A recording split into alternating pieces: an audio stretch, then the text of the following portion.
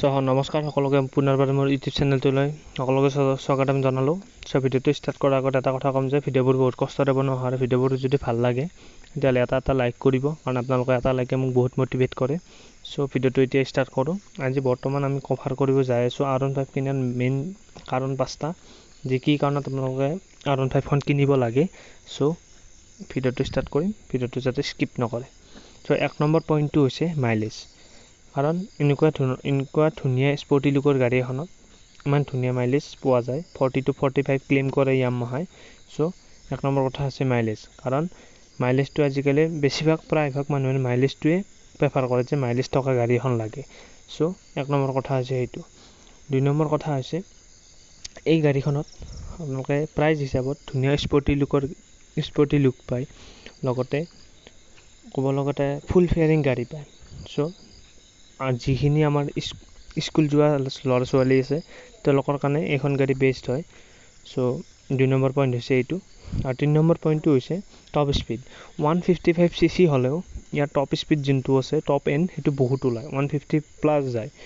কোনো গাড়ী এনেকুৱা নাই যে বৰ্তমান 150cc ইমান টপ স্পীড দিয়া গাড়ী নাই। এইটো হৈছে 3 নম্বৰ কাৰণ। 4 নম্বৰ কাৰণটো হৈছে আপোনালোকে সকলোৱে জানে ইয়ামাহাৰ ৰিলায়েবিলিটি কিমান, অৰ্থাৎ তাক ব্ৰেক হওক, ছাছপেঞ্চ হওক, গোটেইখিনি ক'ব লাগে হেণ্ডেলিং হওক, এইখিনি বস্তুত ইয়ামাহাৰ বহুত মেইন ৰিজনৰ কাৰণে ইয়ামাহাৰ গাড়ী চেল হয়, মেইন ৰিলায়েবিলিটিৰ কাৰণে। আৰু এই ৰিলায়েবিলিটি আপোনালোকে R15 VC পাব। আৰু ইমান ধুনীয়া ব্ৰেক হেণ্ডেলিং, এই ব্ৰেক হেণ্ডেলিং এই কমফৰ্টটো সকলো গাড়ীত নাপায়।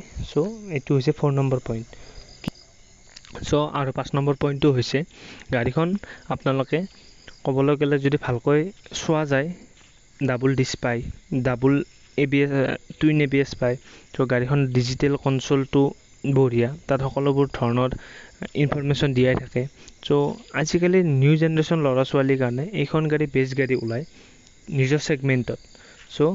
গাড়ীখন এই 5টা কাৰণৰ কাৰণে মানুহে কিনিব পাৰে। ভিডিঅ'টো যদি ভাল লাগিল, যদি অলপ ইনফৰ্মেটিভ বুলি ভাবিছে তেতিয়াহ'লে চেনেলটো ছাবস্ক্ৰাইব কৰিব। যদি আপোনালোকৰ কিবা কুৱেশ্যন আছে তেতিয়াহ'লে মোক কমেণ্টত সুধিব। যদি কিবা আপোনালোকৰ টপিক আছে তাৰ ওপৰত যদি মই ভিডিঅ' বনাব লাগে মোক কমেণ্টত ক'ব। আৰু যদি ইয়াৰ ওপৰত এটা ডেডিকেটেড ভিডিঅ' লাগে, R15 VCৰ ওপৰত এটা যদি BS6 মডেলটোৰ ওপৰত এটা ৰিভিউ লাগে, মোক কমেণ্টত ক'ব, মই বনাই দিম বা কেইদিনমান পিছত মই বনাম। এনেকুৱা ধৰণৰ কণ্টেণ্ট পাই থাকিবলৈ চেনেলটো চাই থাকক।